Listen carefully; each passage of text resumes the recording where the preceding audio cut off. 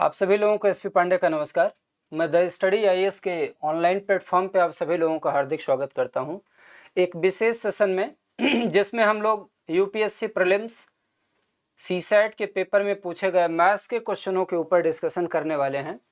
पूरे साल हम लोग इसी प्लेटफॉर्म पर सीसैट के लिए क्लासेस पढ़ते रहे, कई सारी वीडियोस ऑनलाइन के माध्यम से भी हम आपके साथ डिस्कशन करते रहे, जिसमें जो मेन टॉपिक नंबर सिस्टम था उस पर हमने कई सारी वीडियोस आपके साथ डिस्कस करी और उसका सीधा सीधा इफेक्ट आपके पेपर में दिखा है। आपके क्लास नोट्स और वीडियो से डायरेक्ट उठ करके सवाल आपके यूपीएससी प्रीलिम्स सीसैट के पेपर में आए हुए हैं। मैं सिलसिलेवार तरीके से आज इस पेपर का डिस्कशन आपके साथ करूंगा और आपको ये बताने का कोशिश करूंगा कि हमने आपको क्लास में क्या बातें कराई थी और वहाँ से किस तरीके से पेपर आया हुआ है। चूँकि ये एनालिसिस है, डिस्कशन है, तो इसमें बहुत लंबा समय हम नहीं लेंगे। एक एनालिटिकल वे में क्वेश्चनों का डिस्कशन करते हुए उनके आंसर्स को बताते हुए धीरे धीरे करके चीज़ों को आगे बढ़ा देंगे। तो समय को बिल्कुल ना बर्बाद करते हुए चलिए हम लोग शुरुआत करते हैं और पेपर डिस्कशन की सीरीज को। डिस्कशन आपका एनालिटिकल रहने वाला है। अगर आप समझना चाहेंगे तो क्वेश्चनों का प्रॉपर यहाँ पर आपको ब्रीफ ही मिल जाएगा। पहला सवाल देखिए, फर्स्ट क्वेश्चन आपका नंबर सिस्टम से है। अगर मैं टॉपिक का नाम बताऊं तो हम लोग पढ़ते हैं power of prime number in factorial. Factorial में प्राइम नंबर का पावर एक टॉपिक कराया था फैक्टर्स के अंदर और वहीं से ये उठ करके सवाल आया हुआ है। एक बार ऐसा ही प्रश्न 2020 में भी आपके पेपर में पूछा गया है, बस वहां पर सिंपल प्राइम नंबर की पावर पूछी थी और यहाँ पर 35 की पावर पूछा जा रहा है। क्या होगा? कहता है what is the maximum value of N such that 7 into 343 into 385 into 1000 into 2401 into 5 times 7 is divisible by 35 की पावर n। अब आप बताइए, अगर ये 35 की पावर n से डिविजिबल है तो n की मैक्सिमम वैल्यू निकालनी है। मतलब now you want to calculate the power of 35। अब आपको पता है 35 एक प्राइम नंबर तो है नहीं, तो सबसे पहले मैं n की वैल्यू को लिख देता हूँ। तो भाई साहब जो n की वैल्यू है ना, that is 7 into 343 7 into 343 multiply by 385 into 1000 into 2401 1000 into 2401 into 5 times 7 into 5 times 7। आपसे पूछा जा रहा है इसमें ये 35 की पावर n से एग्जैक्टली क्या है? डिविजिबल है। 35 की पावर n से डिविजिबल है। इसमें हम लोग सिंपल दो बातें करेंगे। एक तो 5 की पावर कैलकुलेट करेंगे, पावर ऑफ 5 कैलकुलेट करेंगे और पावर ऑफ हम लोग 7 कैलकुलेट करेंगे। 5 और 7 में जिसकी पावर कम रहने वाली है उतने ही 35 की पावर बनने वाली है इस वाले क्वेश्चन के अंदर। तो चलो भाई हम लोग 5 और 7 की पावर को निकालते हैं। आप सबको पता है कि यहाँ पर जो 7 की पावर है वो 7 की पावर 1 आने वाला है। अगर मैं इसकी बात करूँगा सर, यहाँ पर 7 की पावर में 3 आने वाला है। अगर मैं इसकी बात करूँगा तो यहाँ पर होगा 7 की पावर 1 इंटू 5 की पावर 1। बाकी जो भी आएगा अपने को उससे मतलब है नहीं। एक बार ये 5 से कैंसिल होने वाला है और एक बार ये 7 से कैंसिल आउट होने वाला है। अगर मैं इसकी बात करूंगा, अब बाकी नंबर से अपने को कोई मतलब नहीं है। This is equal to 5 raise to the power 3 आएगा इसमें। बाकी टर्म्स आएंगे अपने को उससे कोई मतलब है नहीं। जब मैं 2401 की बात करूंगा तो यहाँ पर आपका 7 रेज टू दी पावर 4 आएगा। इसकी मैं बात करूंगा तो यहाँ पर आपका 7 रेज टू दी पावर 1 आएगा। बाकी टर्म्स आएंगे। हमको चूंकि 5 और 7 की ही पावर कैलकुलेट करनी है, इसलिए मैंने इस पूरे के पूरे एक्सप्रेशन को 5 और 7 के पावर में ब्रेक कर दिया। अब आप कैलकुलेट करेंगे तो जो 7 की आपको पावर मिलेगी, 7 की पावर कितनी मिल गई? 1 और 3 4, 4 और 1 कितना हुआ? 5, 5 और 4 9, 9 और 1 कितना हो गया? 10। ये हो गई किसकी power? This is power of 7। Sir ये 7 की पावर हो गई। अगर मैं 5 के पावर की बात करूं, 5 के पावर की बात, तो आप बोलेंगे यहाँ पर 5 की पावर 1 है, यहाँ पर 5 की पावर 3 है, तो 3 और 1 को ऐड करिएगा, कितना हो गया? 4। 5 की पावर कितनी हो गई? 4। हम सबको पता है कि 5 और 7 में जिसकी पावर कम होने वाली है वही संख्या हो जाएगी किसकी? 35 की पावर की। या if you want to calculate the value of n, there will be the larger power. Larger power is 4, that's why you will say कि सर ये जो 4 है ये मेरे सवाल का आंसर बनेगा। तो correct answer for this question is option number B, sir ये ऑप्शन नंबर बी जो है ना, यही आपके सवाल का करेक्ट आंसर होगा। B is the right answer. ठीक है, अगर आप चेक कर रहे हैं तो आप आंसर की मैच करा सकते हैं। मेरे अपने एंड पे प्रयास होगा कि जो मैं डिस्कशन कर रहा हूँ ये पूरी तरीके से ठीक हो। फिर भी अगर एक आध प्रश्नों में कहीं कोई दिक्कत रह जाएगी तो हम लोग आगे चल के उसको जरूर सुधार करेंगे। अपने एंड पे मैं पूरा ऑथेंटिक सोल्यूशन प्रोवाइड कराने का आपको कोशिश करूंगा। आइए अगले सवाल की तरफ आगे बढ़ते हैं। नेक्स्ट क्वेश्चन ये कहता है कि कोई ट्राम 3 किलोमीटर पर आवर और 4 किलोमीटर पर आवर की औसत गति से एक ही दिशा में चल रहे दो व्यक्तियों एक्स और वाई से आगे निकलती है और उन्हें क्रमशः 8 सेकंड और 9 सेकंड में पूरी तरह से पार कर जाती है। जो ट्राम की लंबाई है वो क्या है?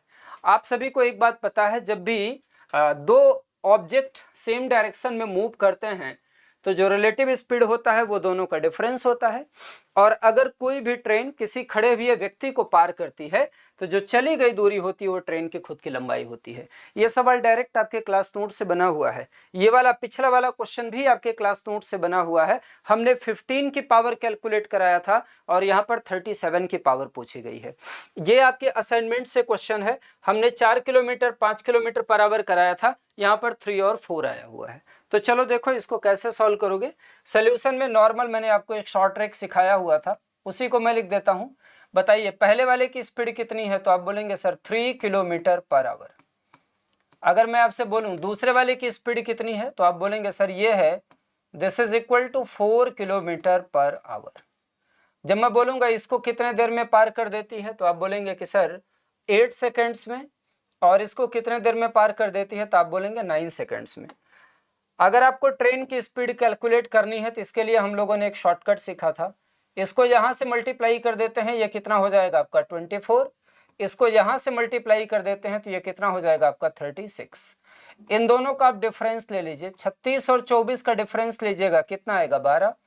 8 और 9 का डिफरेंस ले लीजिए, कितना हो जाएगा 1। अगर आप निकालना चाहते हैं speed of train, this must imply, अगर आप कैलकुलेट करना चाहते हैं स्पीड ऑफ ट्रेन तो जो स्पीड ऑफ ट्रेन है वो यही आ रहा है। दोनों के डिफरेंस को आपस में डिवाइड कर दीजिए, 12 divided by 1 that is equal to 12 kilometre per hour. 12 kilometre प्रति घंटा ये आपका क्या आ गया? स्पीड आ गया। लेकिन आपको सवाल में ट्रेन की लंबाई बतानी है, और जब हम लोग कैलकुलेट करेंगे कि लेंथ ऑफ ट्रेन, जब हम लोग कैलकुलेट करेंगे लेंथ ऑफ ट्रेन, ट्रेन की लंबाई, तो जो ट्रेन की लंबाई बनने वाली है वो हो जाएगी, देखो चूंकि डायरेक्शन आपका क्या है सेम है, तो जब डायरेक्शन सेम होता है तो रिलेटिव स्पीड दोनों का क्या होता है? डिफरेंस होता है।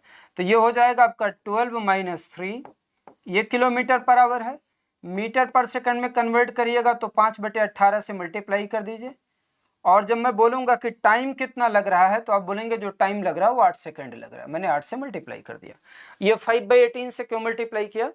ये किलोमीटर पर आवर है, और जब आप इसको मीटर पर सेकंड में कन्वर्ट करते हो तो आप इसको 5/18 से क्या करते हो? मल्टीप्लाई। हमने ऑलरेडी सीख रखा है। तो यहाँ पर ये आपका कितना मिल गया? तो आप बोलेंगे sir this is equal to 9 into 5/18 और मल्टीप्लाई बाई हाउ मच? तो आप बोलेंगे 8। 9 से कट कर दो, 9 दुनाई कितना हो गया? 18, 2 1 2, 2 चौको 8। 4 और 5 को जब मल्टीप्लाई करोगे तो 4 पंजे कितना हो जाएगा? तो आप बोलेंगे 20 मीटर या 20 मीटर आपके सवाल का करेक्ट आंसर होगा। Here C is the right answer for this question. इस सवाल का जो सही जवाब बनने वाला है वो आपका सी हो जाएगा। आई होप आप सभी लोगों को ये बात समझ में आई होगी और चीजें क्लियर हो गई होंगी। ठीक है, ये इसके लिए एक शॉर्टकट है, इसको आप अपने दिमाग में रखिएगा। हमने आपको ये क्लास कराते समय बताया था, this is valid for both, ये दोनों के लिए वैलिड होता है। डायरेक्शन सेम होती है तो भी, और डायरेक्शन अगर अपोजिट होती है तो भी। अगर ये दोनों व्यक्ति अपोजिट दिशा में चल रहे होते तो भी स्पीड यही आती। आप बोलते हैं सर डिफरेंस क्या होता? जहां पर आपने माइनस लगाया हुआ है वहां पर क्या हो जाता है? प्लस। क्यों? जब भी डायरेक्शन अपोजिट होता है तो रिलेटिव स्पीड दोनों का क्या हो जाता है? समेशन हो जाता है। ठीक है, बस आपके लिए इतना ही बहुत है। आगे चलते हैं अगले वाले सवाल पे। हमने डिस्कशन में सेट बी लिया हुआ है, मैं आपको पहले क्लियर कट बता देता हूं। डिस्कशन में हमने सेट बी उठाया हुआ और सेट बी के सवालों को आपके साथ डिस्कस कर रहे हैं। सेट बी में जो भी नंबरिंग है वही का वही आपका सवाल है। आइए इस वाले क्वेश्चन की तरफ। ये सवाल भी हम लोगों ने क्लास में कर रखा है। ठीक है, ये वाला क्वेश्चन भी हम लोगों ने क्लास में कर रखा है और आपको बहुत डिटेल में मैंने इसे प्रॉपर तरीके से सिखाया था। आप में से जो बच्चे हमारे साथ क्लासरूम प्रोग्राम में जुड़े हुए थे, आप अपने क्लास नोट्स को उठाइएगा और देखिएगा, सेम पैटर्न के सवालों को और भी डिटेल में हमने करा रखा है। आपसे कहता है ये सब n स्क्वायर की वैल्यू है, ये n स्क्वायर की वैल्यू है, मतलब n इंटू एन की वैल्यू है, और आपसे कहता है कि तो n में कितने अंक होंगे। हमने आपको सवाल क्या करा रखा था, n की वैल्यू ऐसे दे रखा था और हमने पूछा था स्क्वायर रूट ऑफ n में कितने डिजिट आएंगे। सिंप्लीफिकेशन चैप्टर है और उस सिंप्लीफिकेशन चैप्टर में हमने इन चीज़ों को करा रखा है, ठीक है। असाइनमेंट के लिंक भी आपको हम बता देंगे, क्वेश्चन नंबर भी बताएंगे, और एप्लीकेशन के वीडियोस के आपको हम फुटेज भी प्रोवाइड करेंगे कि हमने कहाँ पर किस तरीके से इसको सॉल्व कराया हुआ है। आप सबको पता है ये 1 से लेकर के 9 तक जा रहा है और 9 से लेकर के फिर 1 तक वापस हो रहा है। इसका मतलब जब भी मैं पूछूंगा कि सर ये n स्क्वायर की वैल्यू दे रखा है, जो n होगा वो n क्या होगा, n is square root of n square, n is square root of n square, n square का स्क्वायर रूट होगा, और ये इंप्लाई करता है जो n की वैल्यू आएगी, आप सबको पता है ये 1 से 9 तक जा रहा है, फिर 9 से लेकर के 1 तक वापस हो रहा है, मतलब इसकी जो वैल्यू आने वाली है वो यही आएगी 1 2 3 4 5 6 7 8 और 9। बोलो क्लियर है क्या? आप बोलेंगे जी सर। इसमें पूछा जा रहा है कितने डिजिट्स आ रहे हैं, कैलकुलेट कर लो भाई। 1 2 3 4 5 6 7 8 9, 9 डिजिट्स आ रहे हैं। और अगर 9 डिजिट्स आ रहे हैं साहब तो ए, ये जो बी है आपका, this B is the right answer. ये जो बी होगा आपका, ये आपका करेक्ट आंसर हो जाएगा, या इसमें जो अंकों की संख्या आएगी वो बी होगी। आई होप जितने बच्चों ने इसका बी आंसर लगाया था उन सभी का ठीक था, ठीक है। This question is also from your class notes. ये सवाल भी आपके क्लास नोट्स से बना हुआ है, आप चेक कर लीजिएगा। सिंप्लीफिकेशन चैप्टर में ये क्लास नोट्स का सवाल है, सिंप्लीफिकेशन चैप्टर में हमने करा रखा है, ठीक है। चलो भाई आगे बढ़ते हैं नेक्स्ट वाले क्वेश्चन पे। नंबर सिस्टम का फिर अगला सवाल आपसे कहा जा रहा है कि consider the first 100 natural numbers, how many them of are not divisible by 2 3 5 7 and 9। आपसे कहता है कि साहब प्रथम 100 धन पूर्ण संख्याओं पर विचार करिए। धन पूर्ण की बात कर रहा है, नेचुरल नंबर का मतलब प्राकृतिक संख्या होता है, उनमें से कितनी संख्याएं 2 3 5 7 और 9 में से किसी एक से भी विभाज्य नहीं है। तो एक सेट तो मेरे को ये मिलेगा कि 9 के आगे के जितने प्राइम नंबर हैं सर, वो प्राइम नंबर किसी से कैंसिल होने वाले नहीं है। तो एक बार हम लोग जब प्राइम नंबर के सेट्स को लिखेंगे तो सर जो प्राइम नंबर का सेट हमें मिलने वाला है वो क्या क्या होगा 9 के आगे, तो आप बोलेंगे सर 11 होगा, 11 के बाद 13 होगा, 13 के बाद 17 होगा, 17 के बाद 19 होगा, 19 के बाद फिर आपका 23 होगा, 23 के बाद में फिर आपका 29 होगा, 29 के बाद में आपको मिलेगा 31, 31 के बाद में फिर आपको मिलेगा 37 एंड सो ऑन। ऐसे आप लिखते चलिएगा। जो लास्ट वाला आपको नंबर मिल रहा होगा, लास्ट नंबर विल बी 97, 97 आपको लास्ट वाला नंबर मिल रहा होगा। और अगर मैं इनकी संख्या कैलकुलेट करूंगा, अगर मैं टोटल पूछूंगा कि कितने नंबर्स हैं, अगर मैं आपसे इनकी संख्या पूछूंगा या नंबर्स पूछूंगा तो आप बोलेंगे सर इनकी संख्या है टोटल 21, 21। बहुत आसान है, प्राइम नंबर का सेट कई बार आपको लिखाया हुआ है और आप लिख भी सकते हैं। लेकिन यहाँ पर एक बात याद रखिएगा सर, 1 भी एक ऐसा नेचुरल नंबर है ना जो इनमें से किसी से भी डिविजिबल नहीं है। It means whenever we want to write the correct answer for this question, this one will also be included। और अगर ये एक आपका इंक्लूड होगा तो इसमें मैंने +1 कर दिया, और जो सही जवाब आपके सवाल का बना वो 22 या 22 बनेगा, तो C is the right answer. इसका जो सही जवाब बनने वाला है वो C होगा। इसमें जो संख्या बनने वाली है वो कितनी हो जाएगी 22। 1 आपका एक्स्ट्रा होने वाला है, एक नंबर एक इंक्लूड किया जाएगा। 1 is also not divisible by any of these numbers, इनमें से किसी से भी एक डिविजिबल नहीं है, इसलिए आप इसको इंक्लूड कर लोगे। तो ये जो सवाल था ये प्राइम नंबर के डेफिनेशन पर बना हुआ क्वेश्चन है। हम लोगों ने डिस्कस किया है, इसमें कई सारी बातें चर्चा भी की हुई हैं कि भाई साहब 1 से लेकर के 100 तक के सारे प्राइम नंबर आप लोग याद रखो, इस पर सवाल हर बार पूछता है। तो इस बार भी नंबर सिस्टम का जो चैप्टर है ना वो पूरा अपना वेटेज बना करके रखा है इस पूरे डिस्कशन के दौरान। तो ये वाला क्वेश्चन उम्मीद करता हूँ आप सभी लोगों को समझ में आ गया होगा। चलो यार आगे बढ़ते हैं। ये देखो, ये नंबर सिस्टम में एक टॉपिक होता है इनइक्वलिटी, असमिका के नाम से चैप्टर को जानते हैं। इनइक्वलिटी से बना हुआ सवाल है। आप देखिएगा इसमें क्या कहता है, कहता है x की वैल्यू 8 से छोटी है और 4 से बड़ी है, ये पहला स्टेटमेंट है। ये पहली बात दे रखा है कि जो x की वैल्यू है ना वो 8 से छोटी है या बराबर है और 4 से बड़ी है या बराबर है। और जो y के लिए रेंज दे रखा है, y की वैल्यू 7 से छोटी है या बराबर है, 2 से ग्रेटर है या इक्वल है। आपको बताना क्या है, आपको बताना है सवाल में what is the ratio of maximum value of x plus y. अच्छा मुझे बताओ यार, अगर मुझे x प्लस वाई की मैक्सिमम वैल्यू निकालनी हो, अगर मुझे x प्लस वाई की मैक्सिमम वैल्यू निकालनी हो तो x प्लस वाई की मैक्सिमम वैल्यू क्या बनेगी, इधर बन जाएगा 8 और इधर बन जाएगा 7। तो जब आप 8 और 7 को ऐड करिएगा तो 8 और 7 को जोड़ करके आपको कितना मिल जाएगा, तो आप बोलेंगे 15 मिल जाएगा। अच्छा ये x प्लस वाई की मैक्सिमम वैल्यू आ गई, हमें x माइनस वाई की चाहिए मिनिमम वैल्यू, हमें x माइनस वाई की क्या चाहिए, मिनिमम वैल्यू। अच्छा minimum x minus y minimum निकालना है, दिमाग में लगाइएगा। सर इसके मिनिमम वैल्यू निकालने के लिए बहुत छोटी सी बात, x को ले लो मिनिमम और जो y है इस y को ले लो क्या, मैक्सिमम। तो बताइए x की मिनिमम वैल्यू कितनी है, तो आप बोलेंगे सर x की मिनिमम वैल्यू है 2। y की मैक्सिमम वैल्यू कितनी है, तो आप बोलेंगे सर जो y की मैक्सिमम वैल्यू है ना दिस इज 7। तो 2 माइनस 7 करूंगा तो कितना आने वाला है, तो आप बोलेंगे सर -5। तो जब मैं रेशियो, रिक्वायर्ड रेशियो पूछूंगा या अभीष्ट अनुपात, दिस मस्ट इम्प्लाई, जब मैं पूछूंगा ये जो रेशियो बनने वाला है वो क्या होगा, तो आप बोलेंगे 15 डिवाइडेड बाई 15। हमने क्या किया है, हमने x की मिनिमम वैल्यू ली, सॉरी x की मिनिमम वैल्यू बनने वाली है 4। सर जो x की मिनिमम वैल्यू है, minimum value of x is 4, यहाँ पर मैंने 4 ले लिया और y की मैक्सिमम वैल्यू कितनी है, ये मैंने 7 ले लिया। तो 4 minus 7 is equal to how much, -3। तो ये जो रेशियो आने वाला है ये रेशियो होगा 15 डिवाइडेड बाई -3, ये होगा 15 डिवाइडेड बाई -3। जब मैं इन ऑप्शंस का एनालिसिस करता हूँ 15 डिवाइडेड बाई -2 तो इसने दिया, लेकिन 15 डिवाइडेड बाई -3 नहीं दिया। तो सर इस सवाल का जो आंसर बनने वाला है that will B D. D is the right answer for this question. मैंने लॉजिक आपको बताने का कोशिश किया कि इसमें क्या लॉजिक काम कर रहा है।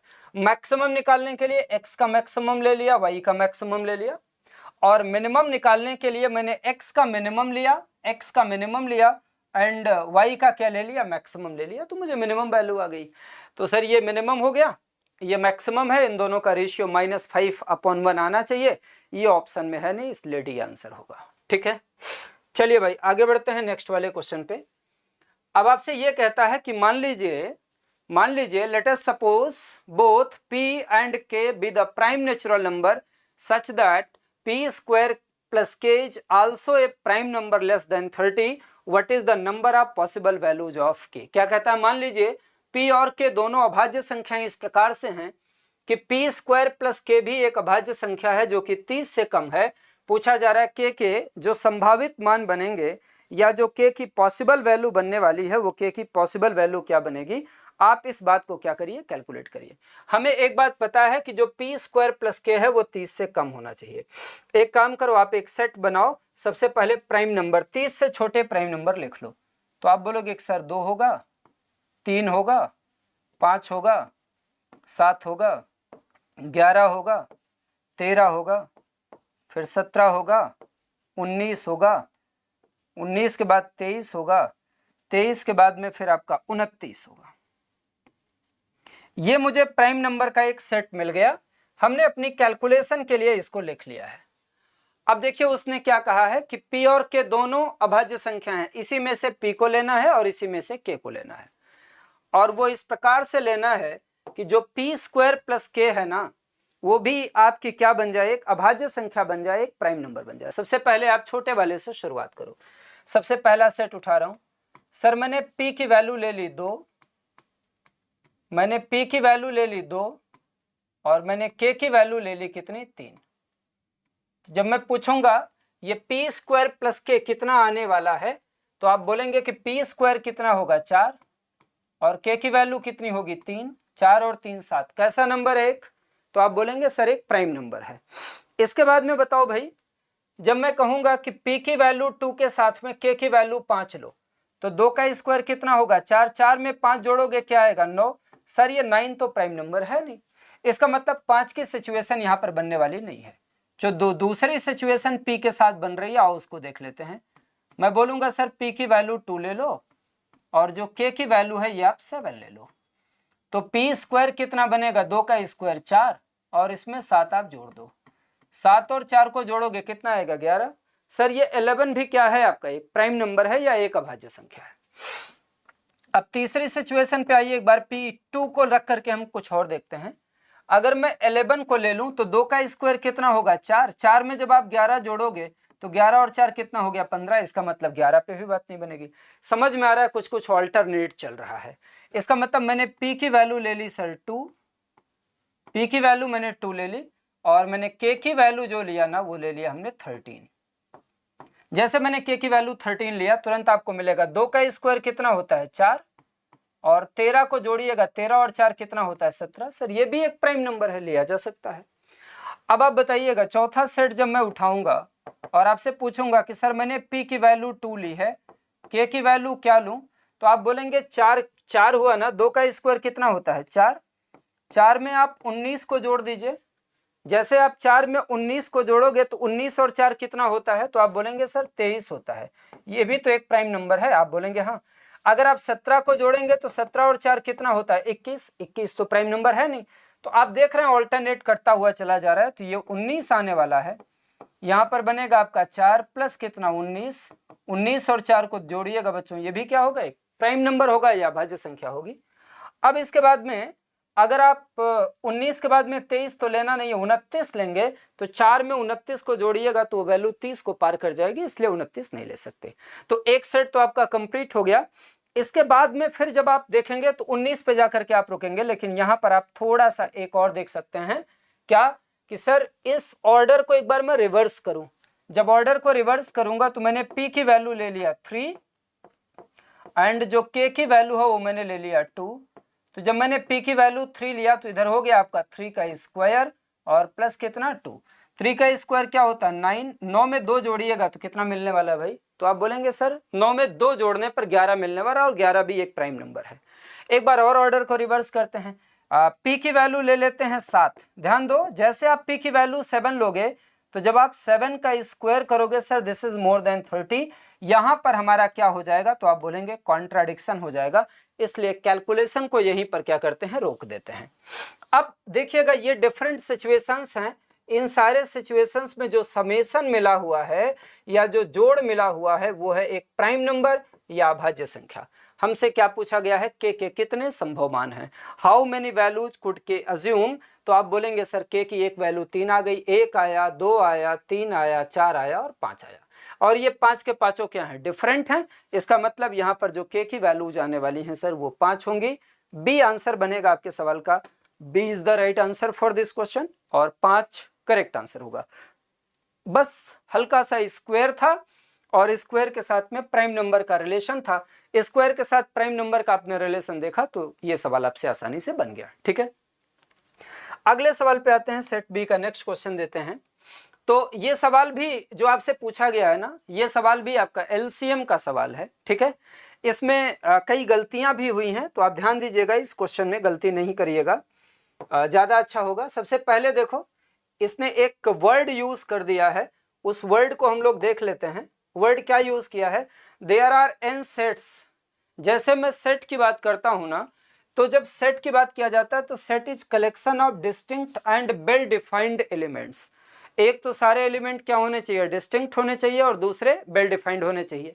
एक और बात होती है, order of the elements in set does not have any relevance. जैसे मैंने ऐसे लिख दिया ABC और फिर मैंने लिख दिया BCA, फिर मैंने लिख दिया CAB। सर ये सारे के सारे सेम सेट को रिप्रेजेंट करते हैं, ये अलग अलग सेट्स को रिप्रेजेंट नहीं करते हैं। तो अगर आप ये सोचिए कि ये 3 है, इससे टोटल मैंने फैक्टोरियल 3 6 बना दिया तो गलत आंसर हो जाएगा। इसमें बहुत सारे लोगों ने यही वाली गलती की है, आप उस वाली गलती से बचिएगा। कहता है n समुच्चय है जिनमें से प्रत्येक केवल 3 धन पूर्णांक है जिनका LCM 1001 है और HCF 1 है।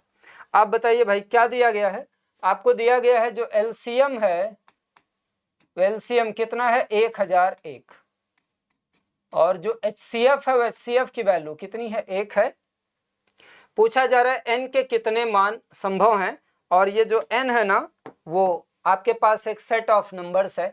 याद करिएगा, इस वाले नंबर के ऊपर हमने बहुत डिटेल में चर्चा की हुई थी 1001। मैंने आपसे कहा था कि अगर कोई नंबर 1001 से कैंसिल हो रहा है ना, तो सर वो नंबर 7 से होगा, फिर वो नंबर 11 से होगा, फिर वो नंबर आपका 13 से होगा, फिर वो नंबर 1 से होगा, और फिर वो नंबर कितने से हो जाएगा? 1001 से हो जाएगा। तो आपके पास में टोटल कितने हैं भाई? आपके पास टोटल कितने नंबर्स बन गए जिनका आप यूज कर सकते हैं? तो आप बोलेंगे 1 2 3 4 5, 5 बन गए जिनका आप क्या कर सकते हैं? यूज कर सकते हैं। अब बताइए इन पांच में से आपको एट ए टाइम कितना लेना है? तो आप बोलेंगे 3 लूंगा। 5 में से कितना लूंगा? 3 लूंगा। रेपिटेशन अलाउड है नहीं कि रेपिटेशन आप पूरी तरीके से अलाउड करो। खैर 2 रिपीट कर जाएं तो कोई इतना बड़ा इशू नहीं होने वाला है, उनको एक बार लिखा जाएगा। तो 5 नंबर है मेरे पास, मैं 3-3 का सेट बनाना चाहूंगा जब इसमें, तो आप बोलेंगे कि सर देखो जब मैं 1 13 11 को लूंगा ना, तो 1 13 11 में एलसीएम आपका 1000 बनने वाला है नहीं। तो बस जब आप एक बार पेयर्स को लिखना शुरू करोगे तो पहला पेयर आपके सामने बन जाएगा 7 11 और 13। जब आप दूसरा पेयर लिखिएगा तो ये बनेगा 7 और 11 को मल्टीप्लाई कर लो, 77 7 और 13। फिर आप लिख सकते हैं 77 11 एंड 13। इसके बाद में हम लोग लिख सकते हैं 91 7 एंड 13। फिर हम लोग लिख सकते हैं 91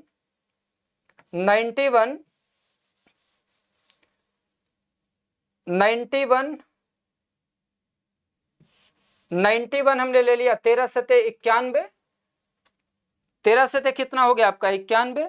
तो 91, फिर आप 11 ले सकते हैं, 91 11 13, 91 ले लिया, 11 ले लिया मैंने, 13 ले लिया, 91 11 13। फिर मैं ले सकता हूं 7 11 1001, 7 11 1001। फिर ले सकता हूं 7 13 1001। इनका भी जो एलसीएम बनने वाला है वो 1001 ही होगा। एक बार काउंटिंग करो तो काउंटिंग में आप बोलोगे कि सर 1 आ चुका है, 2 आ चुका है, 3 आ चुका है, 4 आया, 5 आया, 6 आया, 7 आया।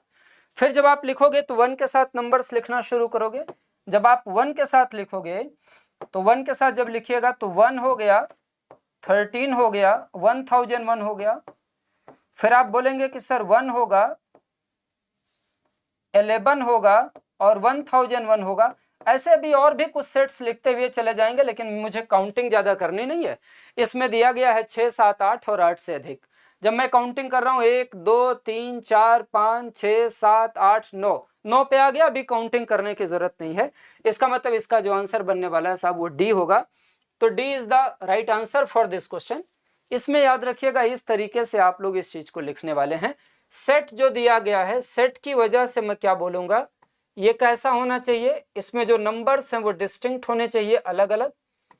और ये जो कलेक्शन है वो कैसा होना चाहिए, तो आप बोलेंगे सर ये कलेक्शन आपका वेल डिफाइंड होना चाहिए। वेल डिफाइंड का मतलब ये होता है कभी भी ऐसा ना हो कि वो पर्सन टू पर्सन वेरी करे, वो सेम होना चाहिए। और कभी भी जो ऑर्डर होता है ना, ऑर्डर का कोई रिलेवेंस नहीं होता है। Order has no relevance, order का कोई भी रिलेवेंस नहीं होता है, ठीक है ना। तो ये सवाल हो गया 18 नंबर था उसमें, इसमें डी आंसर आ रहा है। आपको क्लियर हो गया होगा। मैंने इस 1001 नंबर को बहुत फोकस किया था डिस्कशन के दौरान। हमारी 14 वीडियोस पड़ी हुई हैं इसी चैनल के ऊपर नंबर सिस्टम के प्रीवियस ईयर क्वेश्चनों के डिस्कशन में। और जब मैं प्रीवियस ईयर क्वेश्चनों का डिस्कशन कर रहा था उस समय मैं बड़ा एनालिटिकल था चीज़ों को लेकर के कि आगे क्या क्या बन सकता है। और जिन बच्चों ने वो 14 वीडियोस ही ठीक से की होंगी ना, उनको इस पेपर के अंदर बहुत हेल्प मिला होगा। आइए आपको आगे लेकर के चलते हैं। अगला वाला सवाल देखिए। अगला वाला क्वेश्चन आपसे क्या कह रहा है, ये देखो। कहता है कच्चे तेल की कीमतों में वृद्धि के कारण पेट्रोल की कीमत 10% बढ़ गई। आप बताइए एक्सपेंडिचर और कंजप्शन के क्वेश्चन मैंने आपको क्लास में करा रखे हैं कि नहीं, जिसमें हमने बताया था कि सर कभी भी अगर जो एक्सपेंडिचर है वो कांस्टेंट है ना, तो किसी चीज़ की अगर प्राइस बढ़ रही है तो क्वांटिटी कम हो जाएगी, और अगर प्राइस कम हो रही है तो क्वांटिटी बढ़ जाएगी। इसमें कई सारे डेटा को आपको यूज़ करने की कोई ज़रूरत नहीं थी, जैसे 90 रुपया प्रति लीटर 16 किलोमीटर, कोई ज़रूरत नहीं थी। बस आपको अपने किलोमीटर में कितनी कमी करनी होगी ये बताना है। पहले वो 2200 किलोमीटर की यात्रा करता था, और जो पेट्रोल की कीमतें हैं वो 10% बढ़ी हैं, जाहिर सी बात है अब यात्रा कम करेगा। तो बताइए भाई, जब मैं सोल्यूशन की बात करूंगा तो जो प्राइस है ना सर वो 10% बढ़ गया है। जो प्राइस है वो हाइक कर गया है, कितने परसेंट? तो आप बोलेंगे 10%। 10% की वैल्यू क्या होती है मेरे भाई? तो आप बोलेंगे 1/10। जब पूछूंगा प्राइस का रेशियो क्या बनेगा, प्राइस, तो आप बोलेंगे प्राइस का रेशियो बन जाएगा 10:11। आप सभी लोग जानते हैं ये 100% है, ये इसी का 10% है। 10 पर 1 का ग्रोथ हो गया तो 11 हो गया। अब जब मैं पूछूंगा कि क्वांटिटी का रेशियो क्या बनेगा, तो क्वांटिटी का रेशियो बन जाएगा कितना? 11:10। 11 अनुपात कितना? 10। ये क्वांटिटी का रेशियो बन जाएगा आपका 11:10। इसका मतलब पहले की क्वांटिटी है अगर 11 रेशियो, तो इस समय की क्वांटिटी है 10 रेशियो। आप बताइए ना, आपके सवाल में 11 रेशियो की वैल्यू कितना दिया है? तो आप बोलेंगे सर ये वैल्यू 2200 किलोमीटर दिया है, ये वैल्यू 2200 किलोमीटर दिया है। तो एक रेशियो की वैल्यू कितनी आ गई? तो आप बोलेंगे 200। अब अगर एक रेशियो की वैल्यू आ गई 200, तो 10 रेशियो की वैल्यू कितनी आ गई? तो आप बोलेंगे सर ये आ गया आपका 2000 किलोमीटर या 2000 किलोमीटर। अब आप ही बताइएगा ना, यहाँ पर एक बड़ी सिंपल सी बात, पहले वो 2200 किलोमीटर जाता था और अब वो 2000 किलोमीटर जा रहा है, इसका मतलब इसमें कमी हो गई है कितने की? तो आप बोलेंगे 200 किलोमीटर की कमी हो गई, या 200 किलोमीटर की कमी हो गई, और यही 200 किलोमीटर आपके सवाल का जवाब होगा। ठीक है, इस पैटर्न के कई क्वेश्चन हमने आपके क्लास में डिस्कस कर रखे हैं। ठीक है, तो बस जो बच्चे थोड़ा सा अवेयर होकर के इस बात को सॉल्व किए थे उनके लिए ये क्वेश्चन आसान था। एक सवाल अभी तक आपको परसेंटेज का मिला है, और वो भी कौन से कॉन्सेप्ट पे मिला है कि सर अगर कभी भी ये जो एक्सपेंडिचर है ना, ये एक्सपेंडिचर अगर कभी भी कांस्टेंट होता है तो ये इंप्लाई करता है कि जो प्राइस है और जो क्वांटिटी है ये दोनों एक दूसरे के इनवर्सली प्रोपोर्शनल होते हैं या व्युत्क्रमानुपाती होते हैं। I hope this question becomes clear to all. आप सभी लोगों को ये सवाल समझ में आ गया होगा। ठीक है, आइए आगे बढ़ते हैं अगले वाले सवाल पर। ये देखिए एलसीएम का डायरेक्ट क्वेश्चन है। एलसीएम का डायरेक्ट क्वेश्चन आपके क्लास नोट्स का है, जिसमें डिवाइजर और रिमाइंडर का डिफरेंस सेम रहता है। इजी सवाल था, आसान सवाल था, बहुत कायदे से इसको कर सकते थे। मतलब आप ऐसे बोलेंगे कि ये सब सवाल आपके अपने क्लास नोट से निकले हुए सवाल हैं, तो इन पे तो आपको बिल्कुल घबराने की जरूरत नहीं थी। आइए चलिए भाई सोल्यूशन करते हैं हम। चलिए मैं सॉल्व करता हूं इस सवाल को। देखिएगा क्या क्वेश्चन कह रहा है, आपने पढ़ लिया होगा, मैं भी पढ़ लेता हूं। A 4-digit number n is such that when divided by 3, 4, 5, 6, 9 leaves remainder 1, 3, 4, 7 respectively, what is the smallest value of n? अब बताइए डिवाइजर यहाँ पर क्या क्या है, भाग देने वाले नंबर कौन कौन से हैं?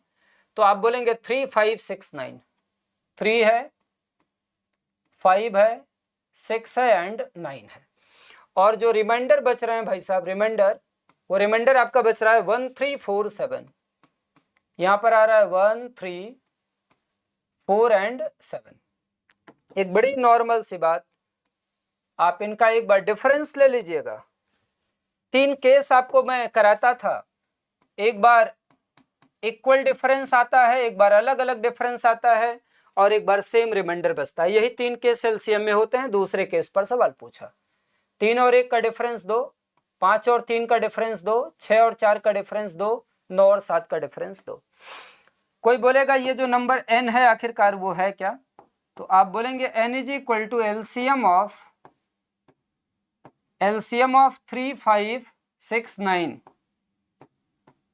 एलसीएम ऑफ 3, 5, 6, 9 साथ में लगा दिया मैंने के, और माइनस लिख दिया कितना 2। माइनस लिख दिया कितना 2।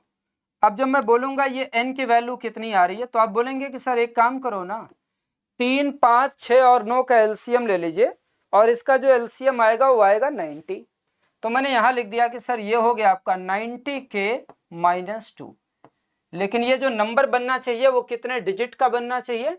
तो आप बोलेंगे कि सर ये नंबर जो बनना चाहिए ना, that must be of 4 digits. 4 अंकों की संख्या है ये, सर ये 4 डिजिट का नंबर है, तो 4 डिजिट का नंबर निकालने के लिए आपको कुछ करना नहीं है, नॉर्मल ये जो k की वैल्यू है ना साहब, इसको आप 12 पुट कर दो। जैसे आप k की वैल्यू 12 पुट करोगे, n बराबर मिलेगा 90 गुणा 12 और -2, तो n की जो वैल्यू है ये आ गई 12 9 108, 1080 -2।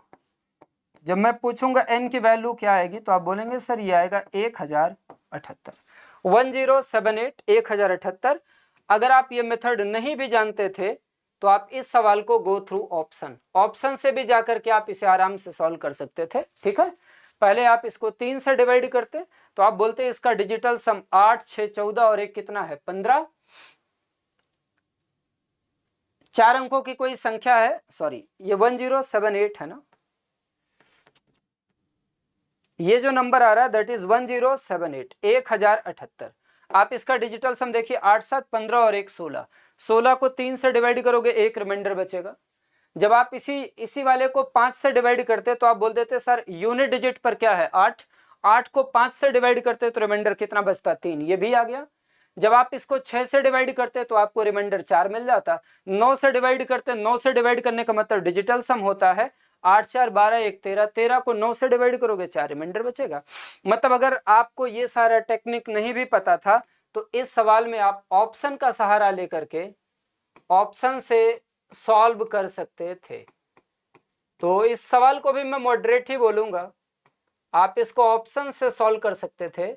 ठीक है, तो कोई क्वेश्चन टफ नहीं था, आपके परिचित सा सवाल है। मैंने बताया था एलसीएम में सवालों को 2 तरीके से बनाओगे, या तो ऑप्शन के थ्रू चले जाओगे, अदरवाइज अगर आपको बेसिक कॉन्सेप्ट पता है तो आप वहां से डील कर लीजिए। ठीक है, चलिए भाई आगे बढ़ते हैं। नेक्स्ट क्वेश्चन, ये देखिए डायरेक्ट सीधा सवाल है आपके क्लास नोट्स का। This question is directly from your class notes. याद करिए आप लोग यूनिट डिजिट पहला चैप्टर नंबर सिस्टम में पढ़ाया था और उसमें मैंने आपको एक रिमार्क लिखाया था। रिमार्क क्या लिखाया था कि सर किसी भी ऑड नंबर को अगर 5 से मल्टीप्लाई किया जाए तो जो यूनिट डिजिट आता है ना, इकाई का जो अंक आता है या जो यूनिट डिजिट आता है वो सर ऑलवेज 5 आता है।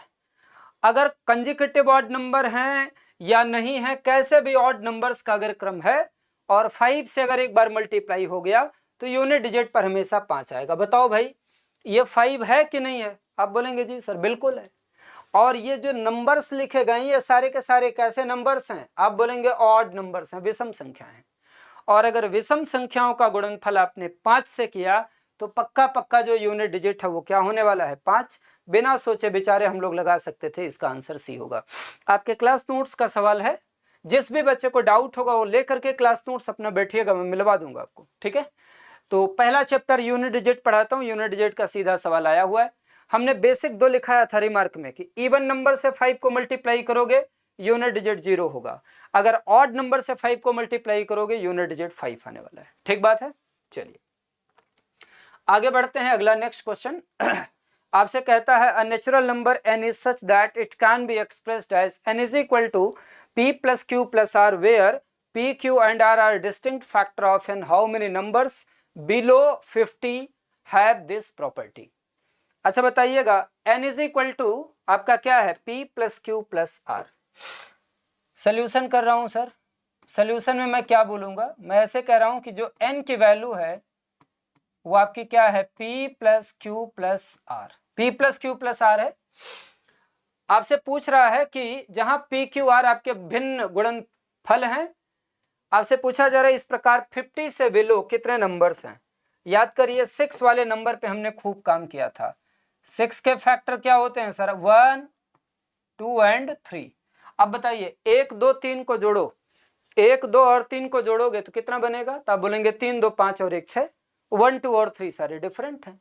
6 के टेबल का अगला नंबर ले लो 12, फैक्टर को 2 से मल्टीप्लाई कर दो, ये हो गया 2, ये हो गया 4, ये हो गया 6, 6 4 10 और 2 कितना हो गया 12। आप बोलेंगे सर अगला वाला नंबर क्या हो रहा है, तो आप बोलेंगे 18।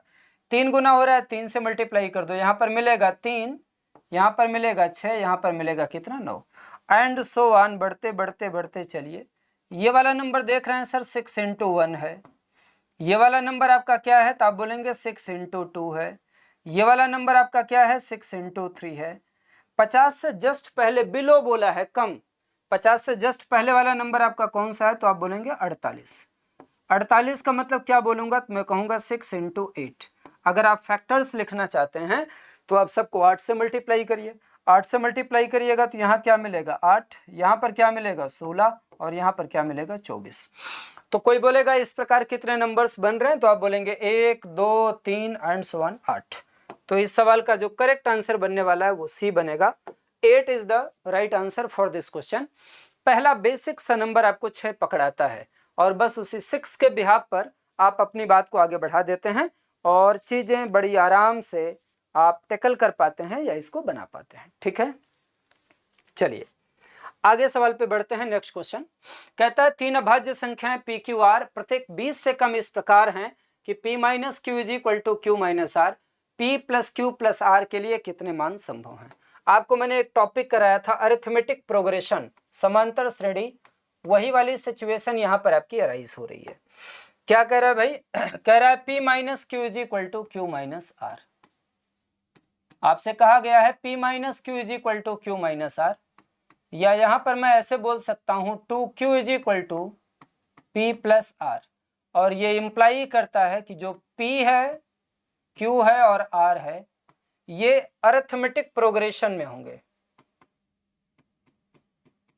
ये आपके अरिथमेटिक प्रोग्रेशन में है। अरिथमेटिक प्रोग्रेशन या इसको हम लोग समांतर श्रेणी कहते हैं। अरिथमेटिक प्रोग्रेशन या इसको हम लोग क्या बोलते हैं, समांतर श्रेणी बोलते हैं। तो आपसे कहता है कि p plus q plus are के ऐसे कितने मान संभव हैं। आपको ये वाली बात क्या करनी है, कैलकुलेट करनी है। चलो थोड़ा सा हम लोग सेट लिखते हैं। सबसे पहले उसने क्या कहा है कि प्रत्येक जो है ना वो 20 से कम है, पी क्यू आर प्रत्येक क्या है 20 से कम है। तो जब आप 20 से कम वाले नंबर्स को लिखिएगा, जो जहां पर 2q is equal to p plus r की कंडीशन आपकी बन रही होगी, 3 अभाज्य संख्याएं पी क्यू आर प्रत्येक 20 से कम है। तो बताइए भाई अभाज्य संख्या लिखना है ना, तो सबसे पहले प्राइम नंबर लिख लेते हैं। हमने लिख दिया 2 है सर, 3 है, फिर आपका 5 है, 7 है, 11 है, 13 है, 17 है एंड 19 है। सर ये मैंने सेट लिख दिया, किसका सेट लिख दिया, 20 से छोटे प्राइम नंबर का सेट लिख दिया। अब आप देखिएगा 3-3 नंबर लिखने हैं हमको, 3-3 नंबर लिखने। पहले अगर आप 2 के साथ लिखना चाहते हैं तो ध्यान दें, 1 के डिफरेंस पर कोई एपी बनी नहीं रही है। तो 2 के साथ 1 के डिफरेंस पर कोई एपी नहीं बन रही है, तो मैं 3 के साथ शुरू करता हूं। तो जब 3 के साथ शुरू करूंगा तो क्या बनेगा, 3 बन गया, 5 बन गया और 7 बन गया। जब मैं बोलूंगा इसका जोड़ कितना बनेगा, तो 7 5 12 और 3 15। बताओ भाई ये एपी है क्या, आप बोलेंगे बिल्कुल। 5 में से 3 घटाओ 2, 7 में से 5 घटाओ 2। उसके बाद में फिर आपका 3 के साथ अगला क्या बनने वाला है, तो आप बोलेंगे 3 के साथ मैंने 5 ले लिया, 3 के साथ 7 लेता हूं। तो अगर मैंने 3 7 लिखा, कितने का गैप आया, 4 का। 4 के गैप पर अगला नंबर कौन सा मिलेगा, 11। बिल्कुल भाई। जब मैं बोलूंगा ये जो सम है वो कितना है, तो आप बोलेंगे 7 3 10, 10 और 11 को जोड़ दीजिए, कितना हो गया 21। 3 के साथ 5 हो गया, 3 के साथ 7 हो गया। अगर आप 3 के साथ 11 लेंगे तो 3 और 11 का डिफरेंस कितने का है, 8 का। 8 और 11 कितना होगा, 19। ये भी बन सकता है। मैंने लिख दिया सर 3 11 एंड 19। अब जब मैं बोलूंगा इसका जो समेसन बन रहा है वो समेसन क्या बनेगा, तो 19 और 11 को जोड़िएगा, कितना बनेगा 30। 30 और 3 को जोड़ दीजिएगा, कितना बनेगा, बोलो भाई 33। तो 3 के साथ सारी पॉसिबिलिटी खत्म हो गई। आप बोलेंगे बिल्कुल सर। अब आओ 5 के साथ देख लेते हैं। अब अगर हम लोग 5 के साथ चलना चाहते हैं तो मैंने 5 लिखा। अच्छा अगर 5 के साथ 7 लोगे तो 7 के बाद 9 मिलना चाहिए, है नहीं। अगर आपने 5 के साथ 11 लिया तो कितने का गैप आया, 6 का। 11 के बाद 6 के गैप पर 17 भी मिल रहा है। तो मैंने ले लिया 5 के बाद 11, 11 के बाद मैंने कितना ले लिया, 17। जब आप इसको जोड़िएगा तो जोड़ करके आपको कितना मिलेगा, 11 और 5 कितना हो गया आपका 16। 16 और 17 को जोड़ दीजिए, कितना मिलेगा 33।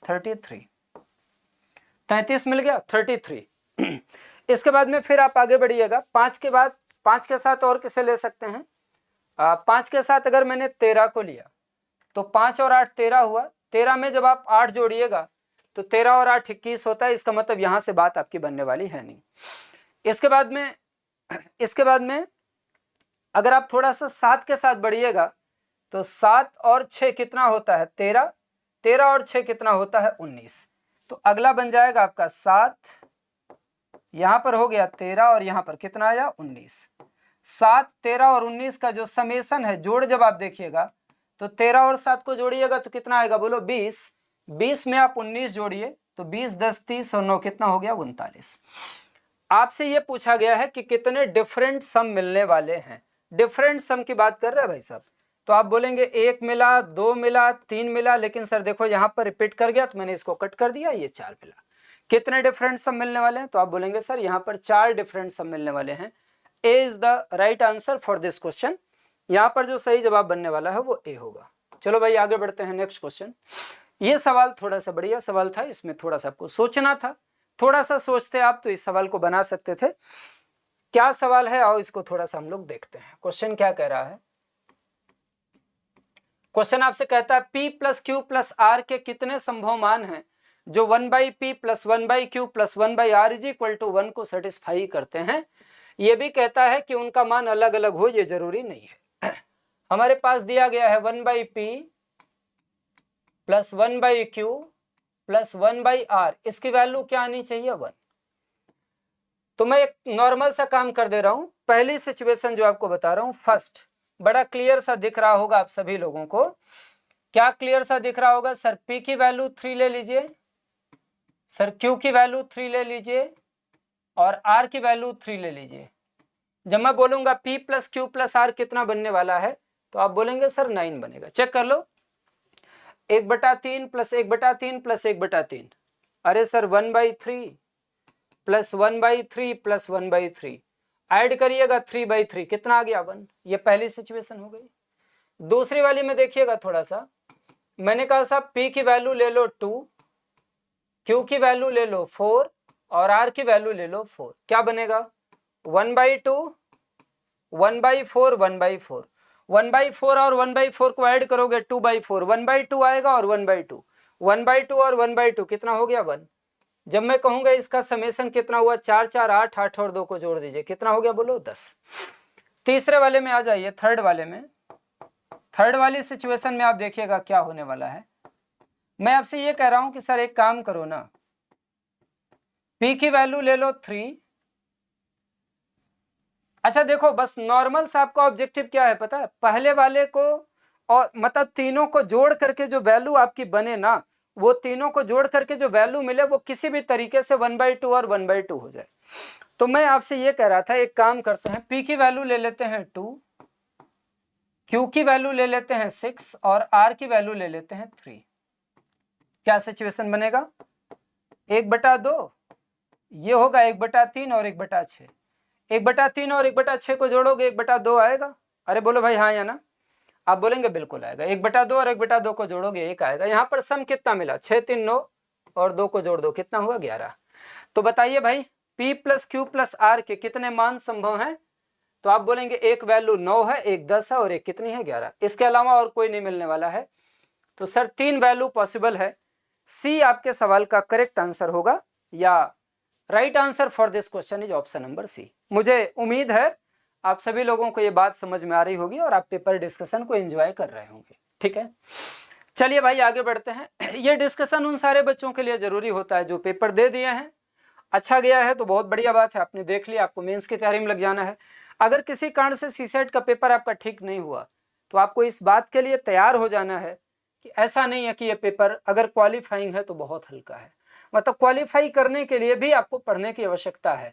और आप शुरुआत से अगर इस पेपर की तैयारी करना शुरू करें तो लास्ट मोमेंट में कभी आपके लिए एक हर्डल बन करके तैयार नहीं होता है। ठीक है, इसलिए आप इन चीज़ों को मद्देनजर रखते हुए और अपनी तैयारी करिए, आपकी चीज़ें हो जाएंगी। सी होगा 3 आंसर। आगे बढ़िएगा आगे बढ़िएगा, यहाँ पर देखिएगा इस सवाल को आइए हम लोग सॉल्व करते हैं। सोल्यूशन देखिएगा।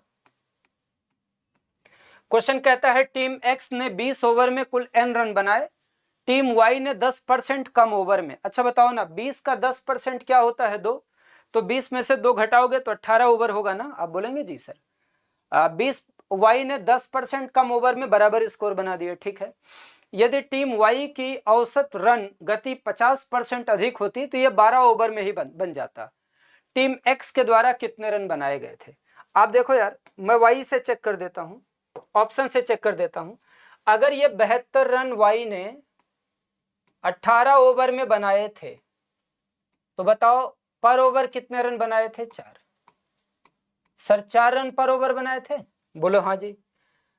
उसने ये कहा कि सर ये जो रन है ना ये 12 ओवर में बन जा रहा है, मतलब 72 रन अगर 12 ओवर में बन जा रहा है तो बताओ क्या ऐसे बोल दूं 6 रन पर ओवर के हिसाब से बन रहा है। आप बोलेंगे बिल्कुल। अगर यहां पर थोड़ा सा देखिए तो 4 से 6 पर आप आ जा रहे हो, कितना परसेंट बढ़ रहा है, तो आप बोलेंगे 50%। भाई 4 और 6 का रेशियो क्या होता है, 2:3। पहले 2 था अब 3 हो गया, तो आप बोलेंगे 50% का सर हाइक हो गया। ये ऑप्शन नंबर ए रहा। जब आप ऑप्शन नंबर बी पे जाओगे ना तो आप बोलोगे कि अच्छा सर मैंने मान लिया कि 144 रन बने हुए थे 18 ओवर में, तो बताओ भाई पर ओवर कितने रन बने थे, तो आप बोलेंगे सर 8 रन पर ओवर बना हुआ था। बोलो भाई हाँ या ना, आप बोलेंगे बिल्कुल। अच्छा अगर यही 144 रन 12 ओवर में बन जाते तो पर ओवर कितने रन बनते हैं, तो आप बोल देते सर 12 रन पर ओवर आपका बन जाता। अच्छा 12 रन पर ओवर बनने का मतलब क्या हुआ, आप बोलेंगे 8 से 12 पर आ रहे हो ना, तो 4 का ग्रोथ हो रहा है 8 पर, इसका मतलब 50% यहां भी बढ़ जाएगा। अब इस बात को देख करके आपको एक बात समझ में आ रहा है कि सर 72 के मल्टीपल की सिचुएशन बन रही है यहां पर सर मल्टीपल ऑफ 72 पर मेरा कंडीशन सेटिस्फाई हो रहा है। मल्टीपल ऑफ 72 पर जो कंडीशन है ना, कंडीशन सेटिस्फाइड हो जा रहा है। इसलिए किसी एक पार्टिकुलर ऑप्शन के बारे में कह पाना बहुत ही मुश्किल है, और बहुत मुश्किल होने की वजह से मैं बोलूंगा साहब निर्धारित नहीं किया जा सकता। अब 72 का कौन सा मल्टीपल है, इसकी कौन सी जानकारी किसको है। जब 72 के लगभग सारे मल्टीपल पे ये वाली बात जस्टिफाइड हो रही है तो ये कह पाना तो बड़ा मुश्किल हुआ ना। इसका मतलब कांट बी डिसाइड, या निर्धारित नहीं किया जा सकता है। डी आपके सवाल का राइट आंसर होगा। चलो भाई आगे बढ़ते हैं। क्वेश्चन ये कहता है ये परसेंटेज का सक्सेसिव परसेंटेज मैंने आपको क्लास में कराया हुआ है, तो इस वाले सवाल पे तो मैं जरूर बोल सकता हूं कि आपको ये वाला सवाल जरूर सॉल्व करके आना चाहिए था। अब देखो भाई साहब क्या सवाल है, किसी वस्तु की कीमत पहले k परसेंट बढ़ाई गई। अच्छा बताओ k परसेंट का मतलब क्या होता है। अगर मैं पूछूंगा k परसेंट का मतलब क्या होता है तो आप बोलेंगे sir this is k upon 100। तो मैं ऐसे कह दूं कि पहले थी अगर 100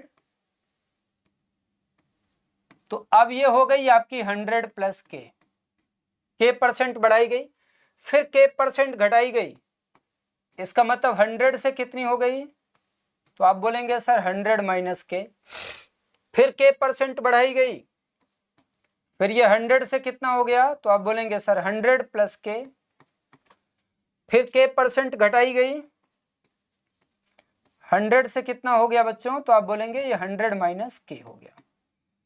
ओवरऑल कैलकुलेट करने के लिए आप सभी लोग जानते हो हम इनको भी मल्टीप्लाई कर लेते हैं और हम इनको भी मल्टीप्लाई कर लेते हैं।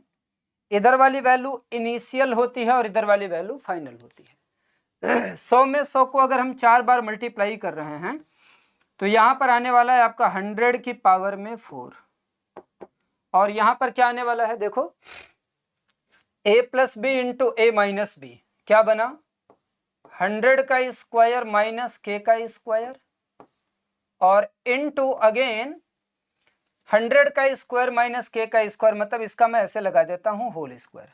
किसी को कोई दिक्कत तो नहीं है। आप बोलेंगे नहीं सर यही वाली वैल्यू 2 बार आ रही है तो मैंने मल्टीप्लाई बाई सेम वैल्यू किया तो होल स्क्वायर हो गया। उसने ये कहा है कि जो नई वाली कीमत है वो q है, इसका मतलब this is the value of q, ये q की वैल्यू है, और जो ओरिजिनल वाली कीमत है वो p है। तो आपको p और q में रिलेशन एस्टेब्लिश करना है। रिलेशन एस्टेब्लिश करने के लिए बड़ा सीधा सा काम कर दीजिए, आप p बाई क्यू कर दीजिए। जैसे आप p बाई क्यू करेंगे तो 100 की पावर 4 का मतलब हो गया 10 की पावर 8 अपॉन, देखो ये 100 का मतलब होता है 10 की पावर 2 की पावर 2, 10 की पावर 4 माइनस के स्क्वायर का क्या होल स्क्वायर। क्रॉस मल्टीप्लाई करिए, क्रॉस मल्टीप्लाई में मिलेगा p इंटू 10 की power 4 minus k square is equal to q into 10 raise to the power how much 8, q into 10 raise to the power how much 8। ये आपके सवाल का क्या बनेगा, जवाब बनेगा। तो आप बोलेंगे p इंटू 10 की power 4 minus k square, p into 10 की पावर 4 माइनस के स्क्वायर बराबर q into 10 raise to the power 8, q into 10 raise to the power 8, p into 10 की पावर 4 माइनस के स्क्वायर का होल स्क्वायर आएगा, यहाँ पर whole square आएगा। इसका मतलब आप बोलेंगे सर इसके लिए ये वाला option number A will be correct, या ए आंसर आपके लिए यहाँ पर सही होगा। चेक करते रहिए आप लोग भी, मैं भी कोशिश कर रहा हूँ कि आपको चीजें कराता रहूं, ठीक है। तो this is the right answer for this question, ये आपके सवाल का सही जवाब होगा, ए करेक्ट आंसर हुआ। कौन से टॉपिक का सवाल था, तो आप बोलेंगे सर सक्सेसिव परसेंटेज पर पूछा गया क्वेश्चन है, आप इसे टैकल कर सकते थे। आइए आगे बढ़ते हैं भाई, आगे बढ़ते हैं। ये देखो इसको थोड़ा सा समझा जाए। क्वेश्चन में क्या कहा गया है, एक प्रश्न दिया गया है जिसके बाद दो कथन फर्स्ट और सेकंड दिए गए हैं। उस प्रश्न और उन कथनों पर विचार करिए और सही विकल्प को चिन्हित कीजिए। p प्लस क्यू का whole square minus p q, क्या p प्लस क्यू का होल स्क्वायर माइनस 4pq, जहां p और q धन पूर्ण संख्याएं हैं, धनात्मक है। कथन ए p लेस देन q है और सेकंड है आपका p ग्रेटर देन q है। पूछा जा रहा है इनमें से कौन सा आपका सही होने वाला है। अच्छा, हमारे सामने एक एक्सप्रेशन लिखा गया है p प्लस क्यू का होल स्क्वायर माइनस 4pq, ये कुछ और नहीं होता है, ये सभी लोग जानते हैं sir, this is p minus Q का होल स्क्वायर। अच्छा, अगर ये होल स्क्वायर है तो एक बात तो तय है, ये पॉजिटिव होगा। बाकी सारे कंडीशन के लिए तो ये पॉजिटिव हो गया, लेकिन भाई साहब अगर हम लोग p और q को बराबर कर दें, अगर हम लोग p और q को बराबर कर दें तो p माइनस क्यू की वैल्यू क्या आएगी, 0। सर ये जो 0 है ना, ये इंटीजर तो है, पूर्णांक तो है, लेकिन ना तो इसको धनात्मक पूर्णांक कहा जाता है ना तो ऋणात्मक पूर्णांक कहा जाता है। इसका मतलब p और q इक्वल होने पर दिक्कत की संभावना है। तो सीधी बात हुई, अगर p लेस देन q हुआ तो भी आंसर दिया जा सकता है, या अगर p ग्रेटर देन q हुआ तो भी आंसर दिया जा सकता है। तो पहला स्टेटमेंट क्या कहता है, इस प्रश्न का उत्तर इन कथनों में से किसी एक का अकेले उपयोग करके दिया जा सकता है, किंतु दूसरे कथन का उपयोग करके नहीं दिया जा सकता। ऐसा नहीं है भाई, किसी का भी उपयोग करके दे सकते हैं। इस प्रश्न का उत्तर दोनों कथनों में से किसी एक का अकेले उपयोग करके दिया जा सकता है, बिल्कुल ठीक है। This B is the right answer for this question, B option आपके सवाल का करेक्ट होगा। अगर जब p और q इक्वल हो जाएंगे वही एक कंडीशन फंस रही है, अदरवाइज इसका जवाब देने के लिए दोनों में से किसी को यूज करने की जरूरत नहीं थी, हम ऐसे ही बोल देते कि वो पॉजिटिव होगा। लेकिन चूंकि यूपीएससी है, लास्ट मोमेंट तक वो दिमाग लगाता है, और उसने दिमाग लगाया और दिमाग लगा करके आपसे सवाल पूछ लिया है। बोलो ठीक है भाई, क्लियर है सबको, कोई डाउट तो नहीं है? आप बोलेंगे नहीं। चलो इस डिस्कशन के क्रम को थोड़ा सा हम लोग और आगे बढ़ाते हैं।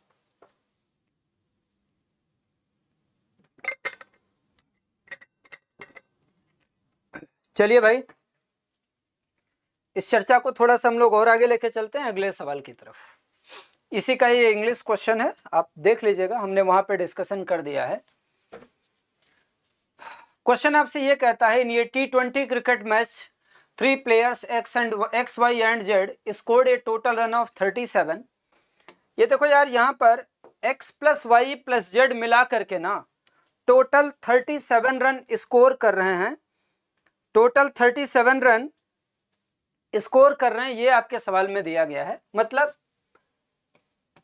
x plus y plus z मिला करके टोटल 37 रन स्कोर कर रहे हैं, ये दिया गया है। The ratio of number of runs obtained x to the number of y, x upon y is equal to दिया गया है y अपॉन z। यहां से हम लोग क्या बोल सकते हैं, y square is equal to x z. तो क्या कहता है, value 1 is equal to run scored by x, value 2 run scored by y, 3 run scored by z. अच्छी बात है। आपसे कहता है इनमें से कोई रिलेशन है या कैन नॉट डिटरमाइन की स्थिति है, डाटा इनसफिशियंट है। देखो यार, यहाँ पर 3 वेरिएबल हैं एक्स वाई जेड और मेरे पास एक एग्जैक्ट रिलेशन दिया गया है।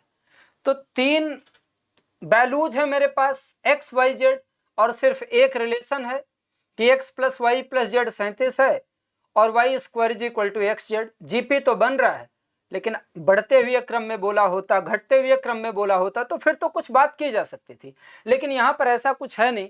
इसका मतलब सीधा सीधा बोल देंगे सर, डेटा कैन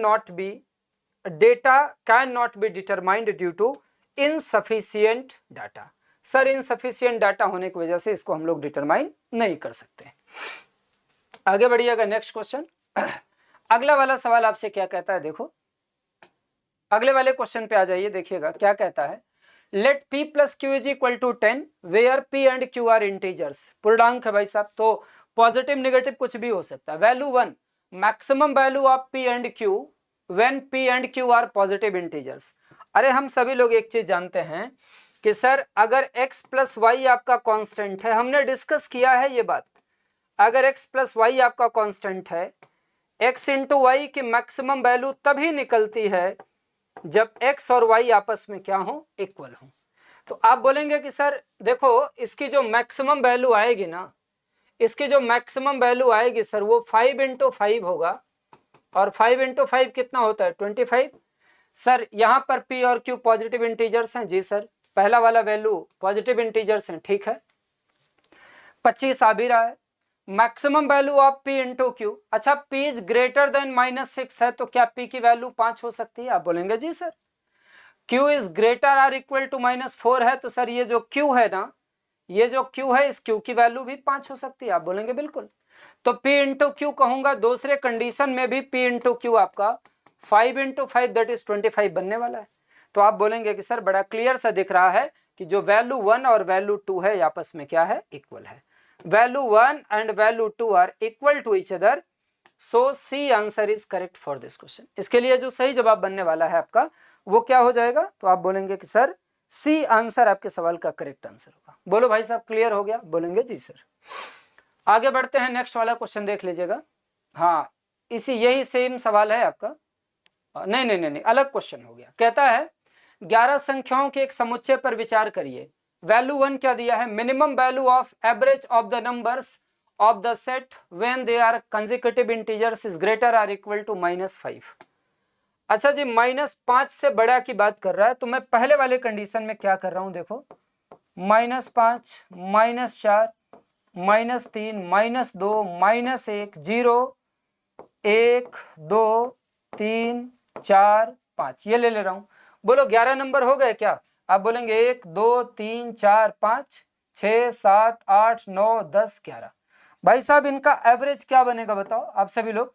अरे सर सबको जोड़ूंगा तो 0 आने वाला है, तो पहले वाले कंडीशन में जो एवरेज बनेगा वो 0 बनेगा। दूसरे वाले कंडीशन को देख लीजिएगा, value 2 minimum value of the product of the numbers of the set when they are consecutive and non negative. Non negative की बात कर रहा है तो साहब 0 को इंक्लूड कर सकते हो, नॉन नेगेटिव तो होता ही है, तो 0 1 2 एंड सो ऑन 10 तक जाएंगे। जब 0 के साथ मैं किसी का भी मल्टीप्लिकेशन करूंगा तो क्या आने वाला है, 0। इसका मतलब आप बोलेंगे कि सर पहली वाली वैल्यू और दूसरी वाली वैल्यू आपस में क्या है, इक्वल है। Sir C is the right answer. इसके लिए जो आपका सही जवाब बनने वाला है वो क्या होगा, सी होगा। नॉन नेगेटिव की बात करता है तो 0 नॉन नेगेटिव है, समझ रहे हैं ना, तो मैंने 0 को इंक्लूड किया, 0 से मल्टीप्लाई किया तो सारी की सारी वैल्यू 0 हो गई, इसलिए इसका आंसर बनने वाला है सी। आगे बढ़ते हैं, नेक्स्ट वाला क्वेश्चन देख लीजिएगा। अगला वाला सवाल आपसे एवरेज का दिया गया है, लैंग्वेज का क्वेश्चन है, आसान सवाल है, आप बना सकते थे। एवरेज टॉपिक को यहाँ पर थोड़ा सा उसने हाईलाइट किया। क्या कहता है, 3 संख्याएं पी क्यू आर का औसत के है। इसका मतलब मैं एक छोटी सी बात बोल सकता हूं कि sir P plus q plus r is equal to 3K। ये मैंने एक नंबर अज्यूम कर लिया। P औसत से उतना अधिक है जितना Q औसत से कम है। मैंने अज्यूम कर लिया सर कि जो एवरेज है ना, एवरेज वो एवरेज है x। कंडीशन में क्या कहता है, p एवरेज से जितना अधिक है, एवरेज कितना है k, मान लेते हैं ये x अधिक है, q एवरेज से उतना कम है। इन दोनों को ऑपरेट कर दीजिए, ऑपरेट करने का मतलब दोनों को जोड़ दीजिए। जैसे आप दोनों को जोड़िएगा p प्लस क्यू बराबर आपको मिलने वाला है ट्वाइस के, 2k। अब एक छोटी सी बात मैं आपसे कह रहा हूं कि जब मैं बोलूंगा कि p plus q plus r क्या होगा, तो p प्लस क्यू की वैल्यू कितनी हो गई, 2k plus r is equal to how much, 3k। यहां से जब मैं पूछूंगा कि r की वैल्यू क्या आने वाली है, तो आप बोलेंगे सर यहां से r की वैल्यू k आने वाली है। तो r की वैल्यू क्या आने वाली है, k। जब मैं पूछूंगा कौन सा ऑप्शन ठीक होगा, तो बोलेंगे आप option number A is correct for this question, या इसके लिए जो सही जवाब है ऑप्शन नंबर ए है, के आंसर हो जाएगा। आर की वैल्यू पूछी गई है तो सर आर का जो आंसर बनेगा वो के बनेगा। बोलो भाई बात क्लियर है सबको, आप बोलेंगे जी सर। आइए थोड़ा सा आगे बढ़ते हैं अगले वाले सवाल पर। ये बढ़िया सवाल है भाई, सिंप्लीफिकेशन का क्वेश्चन है, हल्का सा आपको समझना है इसमें। ये कह रहा है let x be a real number, real number, real number decimal भी होते हैं, आप सबको पता है ये बात, आप बोलेंगे जी सर। बिटवीन 0 एंड 1 मैं एक काम करता हूं, ये जो x की वैल्यू है ना, इस x की वैल्यू को 1/4 ले लेता हूं। आप बोलेंगे क्यों ले रहे हो सर, यहां पर स्क्वायर रूट लगा हुआ है, निकालना आसान है। तो पहली वाली कंडीशन को देखो, ये कहता है 1/4 का स्क्वायर, ये 1/16 होगा, और 1/4 का क्यूब क्या होगा, 1/64। हमें पता है 1/16 की वैल्यू 1/64 से बड़ी है, तो पहला स्टेटमेंट सही हो गया। ये कहता है साहब x का मतलब कितना हुआ, 1/4, और अंडर रूट एक्स का मतलब कितना हुआ, 1/2। सर 1/2 बड़ा है, इसका मतलब सेकंड वाला गलत हो गया। तो आपसे कहता है select the correct answer using the code below, तो सिर्फ पहला वाला सही है, only first, only first, first is correct and second one is the wrong. पहला वाला सर आपका सही है, और जो दूसरा वाला है वो आपका क्या है, गलत है। First one is the correct and second one is the wrong. ये वाली वैल्यू हमने क्या किया साहब, ये वाली वैल्यू हमने अज्यूम किया है। आप बोलेंगे ये वाली वैल्यू क्यों अज्यूम किए हो, चूंकि अंडर रूट एक्स लगा हुआ था ना, तो मैंने x को एक परफेक्ट स्क्वायर नंबर ले लिया, ये एक पूर्ण वर्गात्मक संख्या ले ली, उससे हमारी कैलकुलेशन आसान हो गई। बहुत बेसिक सवाल था, एकदम बेसिक, एनसीईआरटी 6वीं 7वीं की एनसीईआरटी से उठा हुआ सवाल है, ठीक है। आ जाओ आगे बढ़ते हैं, नेक्स्ट क्वेश्चन, अगला वाला सवाल देखिएगा। क्वेश्चन में आपसे कहता है किन्हीं दो धनपूर्ण संख्याओं के बीच में अंतर 10 है, the difference between any two natural numbers is 10. What can be said about the natural numbers which are divisible by 5 and they lies between these two numbers? अच्छा साहब, there is only one such number, there are only two such numbers, there can be more than one number, no such numbers exist. अच्छा चलो यार, मैं एक range ले रहा हूं 50 और 60 का, मैं एक रेंज ले रहा हूं 50 और 60 का। 50 और 60 के बीच में एक नंबर है 55 जो 5 से डिविजिबल है। कितना नंबर मिला भाई, तो आप बोलेंगे सर 1 नंबर मिला, 55। मैं एक रेंज ले रहा हूं ना 51 से 60 का, 51 से मैं 61 का रेंज ले रहा हूं, या ऐसे कह दो यार,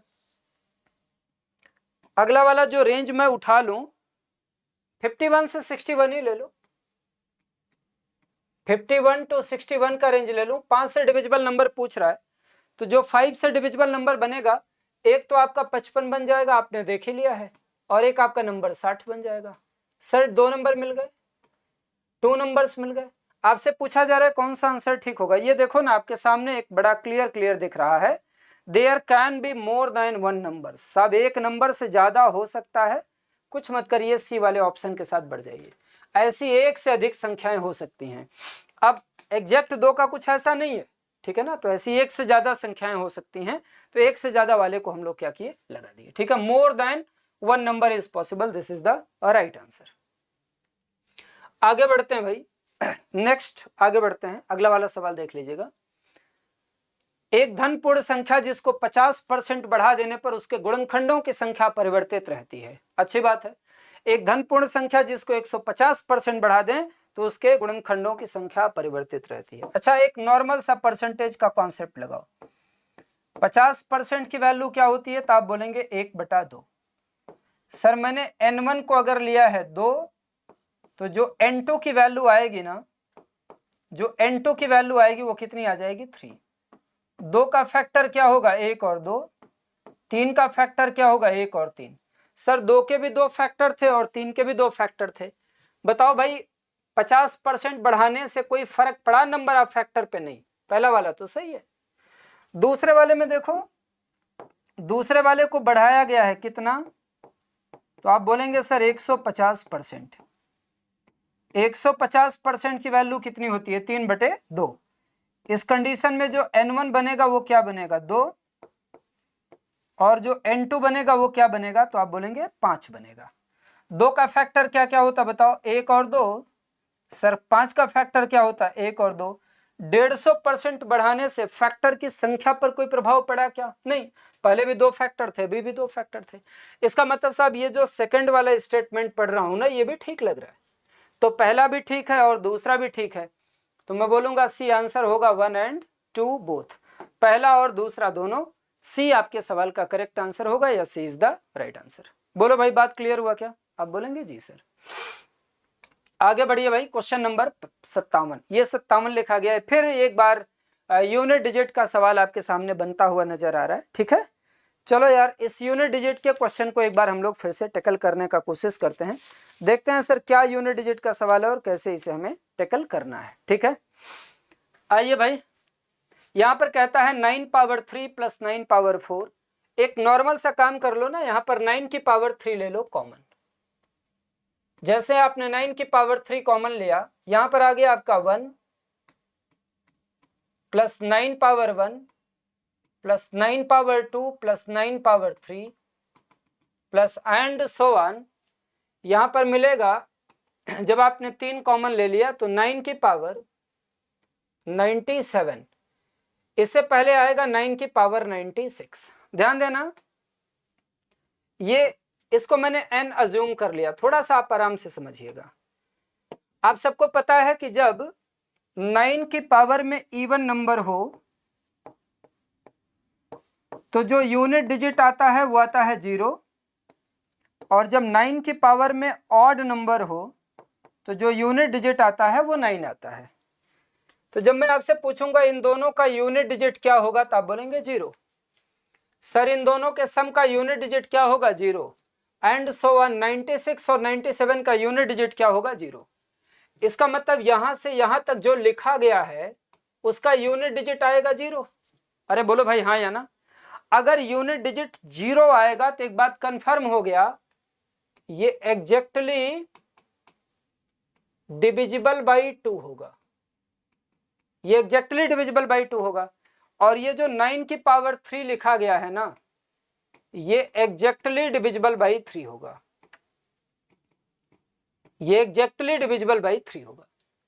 तो बताओ यार, ये नंबर 2 से भी डिविजिबल है और ये नंबर 3 से भी डिविजिबल है। तो बड़ा क्लियर बोल सकते हैं कि sir n is exactly divisible by 6, n is exactly divisible by 6। और अगर n 6 से एग्जैक्टली डिविजिबल है तो जब आप 6 से डिवाइड करोगे तो जो रिमाइंडर आएगा वो रिमाइंडर आपका क्या आ जाएगा 0। Sir 0 is the right answer, 0 is the right answer for this question. इसके लिए जो सही जवाब बनने वाला है वो 0 होगा। अरे बोलो भाई बात क्लियर हो गई क्या? आप बोलेंगे हाँ सर। हमने इसका यूनिट डिजिट निकलवा रखा है आपके क्लास के अंदर, ठीक है, और 6 की डिविजिबिलिटी पढ़ा रखी है। तो दोनों चीजों को मर्ज करके उसने एक सवाल बना दिया। तो आपसे परिचित सवाल है, कहीं भी इधर उधर नहीं गया हुआ है। आगे आओ बढ़ो भाई नेक्स्ट वाले क्वेश्चन पे। सवाल आपको यह दिया गया है, एक प्रश्न दिया गया है जिसके बाद 2 कथन फर्स्ट और सेकंड दिए गए हैं। उस प्रश्न और उन दोनों कथनों पर विचार करिए और सही विकल्प चुनिए। प्रश्न क्या कहता है, ऐसे एक अंक की लघुत्तम संख्या क्या है जिसके ठीक ठीक 4 गुणनखंड हैं, इनमें से एक गुणनखंड 2 है, इनमें से गुणनखंड 3 है। उपर्युक्त प्रश्न के संदर्भ में निम्नलिखित में से कौन सा सही है? अंग्रेजी एक बार पढ़ लेते हैं। अच्छा एक बार बताइए, अगर आपको फैक्टर लिखना है तो आप नॉर्मल एक बार लिखना शुरू करिए। सर 1 के फैक्टर अगर मुझे लिखना है तो क्या होता है? 1 का फैक्टर 1 होता है। सर अगर मैं 2 का फैक्टर लिखूं तो 2 का फैक्टर क्या होता है? 1 and 2। सर 3 का फैक्टर क्या होता है? तो आप बोलेंगे 1 and 3। सर 4 का फैक्टर क्या होता है 1 2 एंड 4। 5 का फैक्टर क्या होता है तो आप बोलेंगे 1 एंड 5। जैसे आप 6 पर आते हो तो 6 का फैक्टर होगा 1 2 3 एंड 6। अगर आपको 6 के फैक्टर की संख्या निकालनी है तो आपको ये भी सिखाया था 6 can be written as 2 power 1 into 3 power 1। 2 की पावर में 1 लिखा गया तो इसके 2 फैक्टर होंगे, कौन कौन से 2 पावर 0 2 पावर 1। और अगर 3 की पावर 1 है तो इसके भी 2 फैक्टर होंगे 2 इंटू 2। कुल फैक्टर कितने आ गए 4। अच्छा बताइए टोटल फैक्टर की संख्या 4 आएगी, इस बात को लिखने के लिए हमें इनमें से किसी की जरूरत है? आप बोलेंगे बिल्कुल नहीं। तो इन दोनों का बिना यूज किए मैं ये बता सकता हूं कि sir 6 is the least number which है 4 डिस्टिंक्ट फैक्टर, जिसके गुणनखंडों की संख्या 4 है। तो क्या है the question can be answered even without using any of the statement. Sir इसका जो आंसर बनने वाला है वो डी होगा। D is the correct answer for this question. या इस सवाल का जो सही जवाब बनने वाला है वो डी होगा। अरे बोलो भाई सब बात समझ में आ गई? आप बोलेंगे जी सर। फैक्टर वाला चैप्टर है, खूब डिटेल में मैंने पढ़ाया हुआ है, बस आपको हल्का सा एक बार डेटा सफिशिएंसी लगाना चाहिए था। यहाँ पर जो हम लोगों ने यूज किया है ना वो डीएस डेटा सफिशिएंसी यूज किया है। आगे चलो भाई नेक्स्ट वाले क्वेश्चन पे आते हैं हम लोग।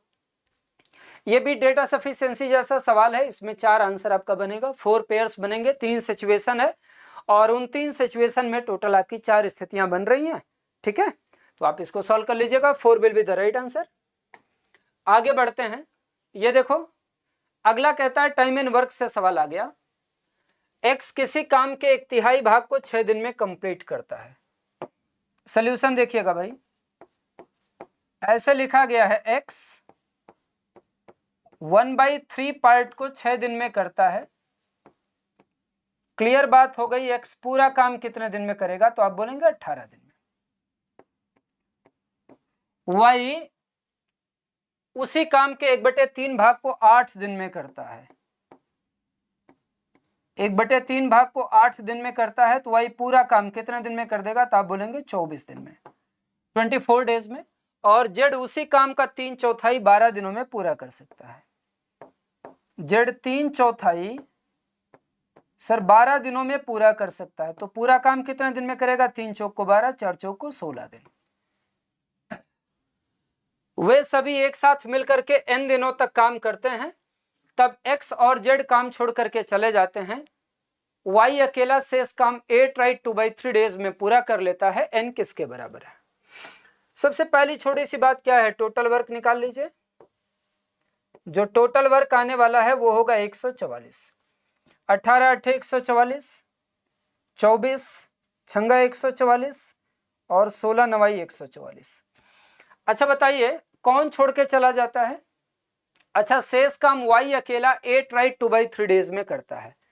मैं 8/2/3 डेज तक 8 से ही 2/3 दिन तक y को काम करा देता हूँ।